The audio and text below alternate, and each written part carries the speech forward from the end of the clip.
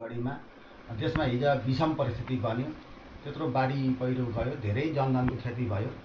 ती जति पनि हिजोको बाढीमा ज्यान गुमाउनु हुने जति पनि व्यक्तित्वहरू हुनुहुन्छ उहाँहरूको सद्गतिको कामना गर्दै, सद्मुक्तिको कामना गर्दै भगवान श्रीहरि परब्रह्म परमात्मासँग हामीले कामना गर्दै भागवत श्रीमद् भागवत महापुराणको प्रथम अध्यायको प्रथम श्लोक हामीले यहाँ पाठ गर्छौँ। जति पनि मृतात्मा हुनुहुन्छ उहाँहरूको मृत आत्माले चिर शान्तिको कामना पाओस्, परब्रह्म परमात्मामा उहाँहरूको मिलन होस् भन्ने हामीले शुभेच्छा राख्छौँ र परिवारजनमा धैर्य धारण गर्न सक्ने क्षमता श्रीहरि परब्रह्म परमात्माले दिउन्।